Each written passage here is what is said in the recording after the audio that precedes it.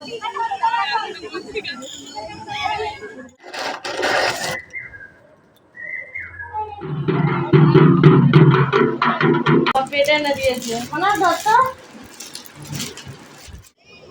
টাকা গো।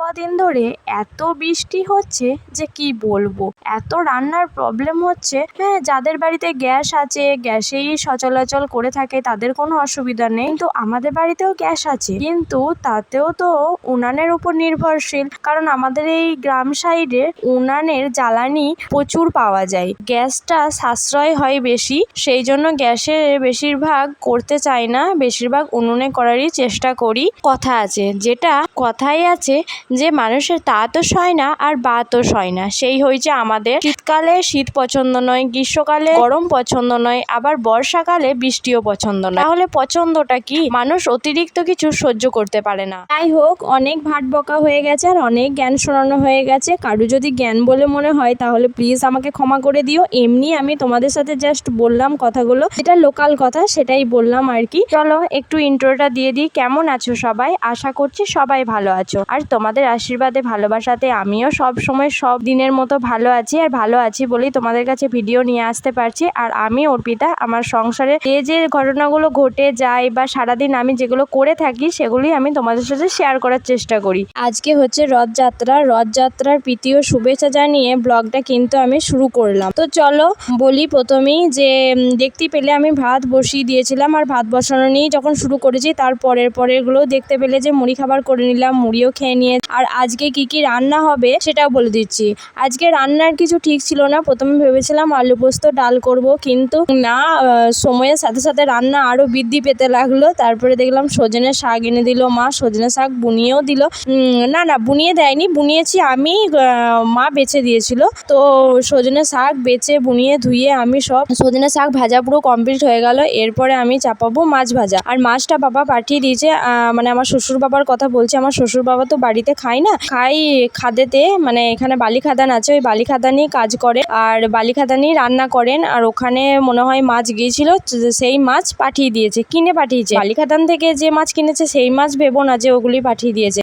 2 পিস আজকে খুবই কম মাছ দিয়েছে, কারণ বাবা এক সময় 1 কেজি 2 কেজি করে মাছ পাঠিয়ে দেয়, তাই জন্য বাবাকে বলি যে শুধু অত মাছ পচিয়ে খাওয়ার থেকে তার থেকে ভালো তুমি অল্প পরিমাণ মাছ পাঠাবে, সেটা আর 2 দিন পাঠাবে পরপর, সেটা ভালো। কিন্তু ওই একদিন মাছ ভেজে রাখবো পরে খাবো, সেটা কিন্তু একদম খেতে ভালো লাগে না। তার জন্য বাবা আজকে 2 পিস মাছ আর অনেকটা পরিমাণ মাছের ডিম পাঠিয়েছে। তো ভাবলাম যে তাহলে ডাল, শাক ভাজা আর মাছের ঝাল আর ডিমের বড়া করব। মা বলছিল ডিমের বড়াগুলো করে টক করতে, কিন্তু আমি বললাম না, আজকে ডিমের বড়া করে টক করব না, কালকে করব। মানে এগুলো আজকে আমি ভেজে রেখে দিচ্ছি, একটা করে ভাজা খাবো আর বাকিগুলো কালকে টক করে খাবো। এটা হচ্ছে মাছের ডিম, এই 2 পিস মাছের সাথে মাছের ডিমটাও পাঠিয়েছে বাবা।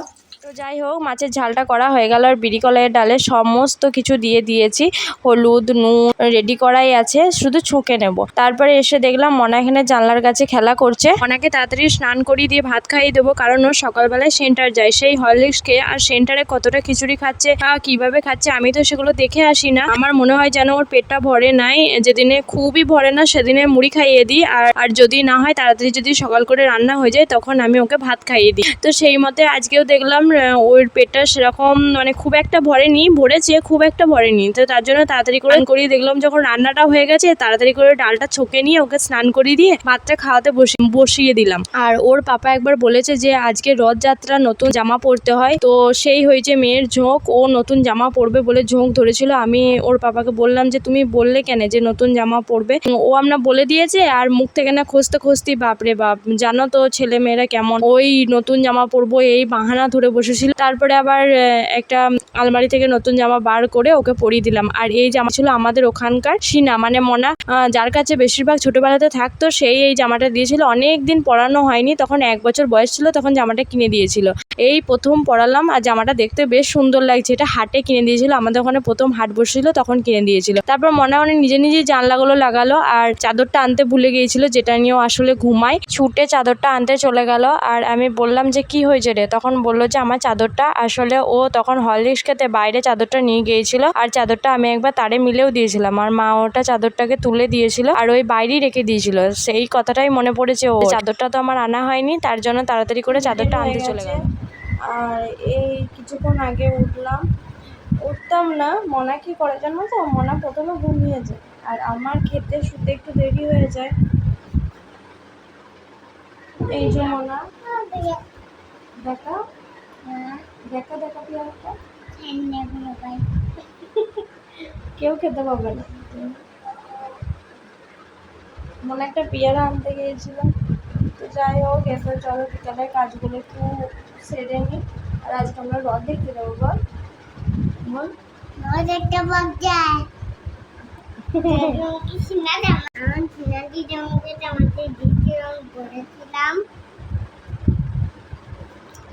ঘুম হয়েছে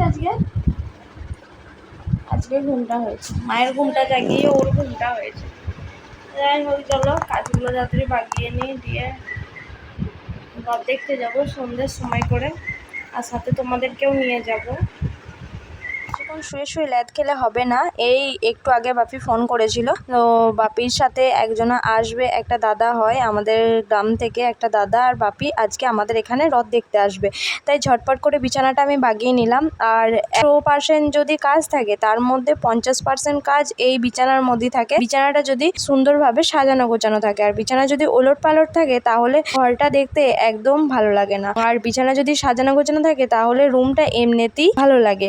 তাই তাড়াতাড়ি করে বিছানাটা বাগিয়ে নিয়ে এখন ঘর ফিরে ঝাঁট দিয়ে দিচ্ছি, ঝটপট করে কাজগুলো করার চেষ্টা করছি। আর আগে সেরকমভাবে দুপুরবেলায় ঘুমটা হয়নি, তো বললাম তো তোমাদেরকে কেন ঘুমটা হয়নি, তার জন্য ভালোও লাগছে না, ওই কাজ করার অত এনার্জিও পাচ্ছি না, ওই টুকটুক করে করছি, কিন্তু করতেও হবে তাড়াতাড়ি, কারণ এই তো বিকেল তো হয়েই গেল, বিকেল থেকে এরপর সন্ধে গড়িয়ে যাবে, আর বাপি আর ওই দাদাটা তাড়াতাড়ি করে চলে আসবে। আর আমাদের বাড়ি থেকে আমার শ্বশুর বাড়ি তো বেশি দূরে নয়। তো যাই হোক, মা একবার দোকান গিয়েছিল, দোকান থেকে কিছু জিনিস আনার ছিল, সেগুলো এনে দিল।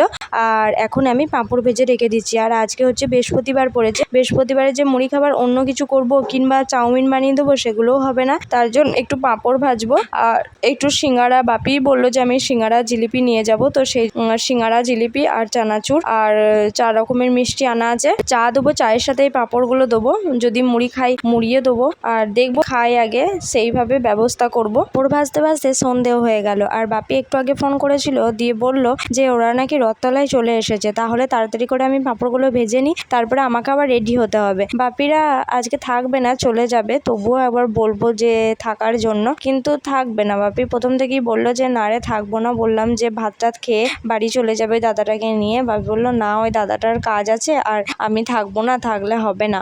হোক, তার জন্য আর সেরকমভাবে কিছু জোরও করবো না, আসুক বাপি আগে। ওইদিকে বাবা যতক্ষণ না গরু নিয়ে আসছে, ততক্ষণও কিন্তু আমরা রথে যাওয়ার জন্য রেডি হতে পারছি না। মা ওদিকে তাড়াতাড়ি করে সন্ধে দিয়ে দিচ্ছে, বাবা যেই মাত্র গরুগুলো নিয়ে আসবে, আর বাপিরা ওইটুকু সময়ের মতোই থাকবে, তারপরে চলে যাবে। যেই মাত্র গরু নিয়ে আসবে, সেই মাত্র বাপিরা চলে যাওয়ার সাথে সাথে আমরাও কিন্তু বেরিয়ে পড়বো।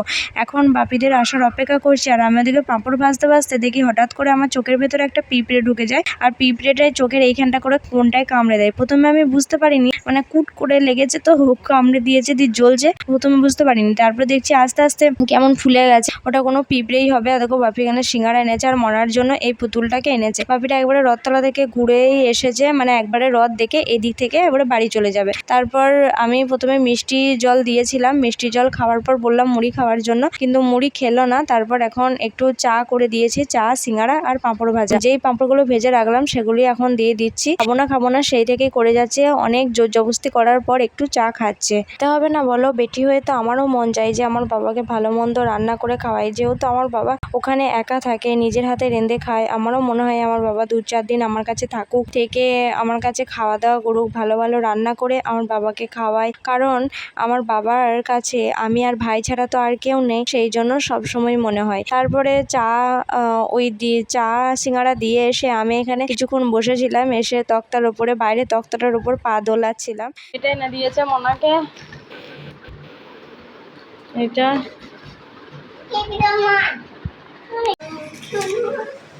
দেখো বাপি এটা এনে দিয়েছে মনা ধরতো। পিয়ার ওই দাদা কিন্তু চলে গেছে, আর তারপরে আমিও এদিকে রেডি হয়ে নিয়েছি। হ্যাঁ, চুলটা ছাড়ানো ছিল আগে থাকতেই, তারপরে তাড়াতাড়ি করে শাড়িটা পরে নিলাম। আর মাও ওইদিকে রেডি ছিল, আর মনা তো প্রথম থেকেই রেডি আছে সেই বিকেল থেকে। তো যাই হোক, সবাই কিন্তু রথ দেখতে চলে গেছে, আমরাই কিন্তু লাস্টে পড়ে গেছি মনে। আর সবাই যেন তো রথ দেখে বাড়ি আসছে, আর আমরা এদিকে রথ দেখতে যাচ্ছি। যার সাথেই দেখা হচ্ছে কিংবা যাদের বাড়ির পাশ দিয়ে যাচ্ছি তাদের বাড়ির লোকেরা বলছে এখন যাচ্ছ, এই এতক্ষণে যাচ্ছ?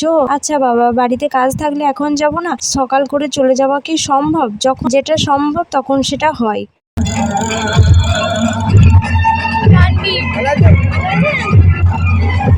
ভাগ্য ভালো যে রথটা এখনো পর্যন্ত এইখানে দাঁড়িয়ে আছে, না হলে এত দেরি পর্যন্ত কিন্তু রথ এখানে দাঁড়িয়ে থাকে না, রথ কিন্তু চলে যায় আশ্রমে। আর মা এখানে দড়িটা টানার চেষ্টা করছিল অনেক, কিন্তু রথটা কিছুতেই এগুতে চাইছিল না। আর আমিও রথের দড়িটা ধরে অনেক টানার চেষ্টা করলাম, বাবরে বাবা একা হাতে ওই রথটাকে টানবো কি করে, ওটা তো আসছিল না। আর দেখো এই যে জগন্নাথের মুখটা দর্শন করে নাও। আর তারপরে চলে এলাম এই বেলুনের দোকানে। মনে হয় বেলুনগুলো দূর থেকে দেখেছে, ও নাকি এই বেলুনগুলো কিনবে, সেই জন্য দেখছো না দোকানের সামনে কেমন দাঁড়িয়ে আছে। কত করে এগুলো? 10 টাকা গো।